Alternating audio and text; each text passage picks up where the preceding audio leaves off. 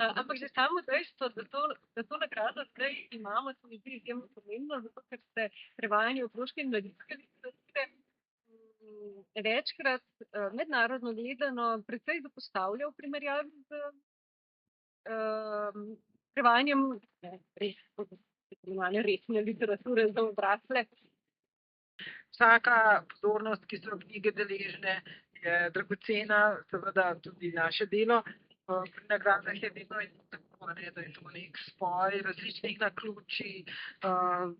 Ne vem, nekdo je to knjigo napisal, nekdo jo uvrstil v program založbe, nekdo je poklical mene, če bi jo prevedla. Tako da pač seveda veliko je pač nekih neznank, ampak prav ta nagrada, se pravi nominacija zanjo mi zelo veliko pomeni.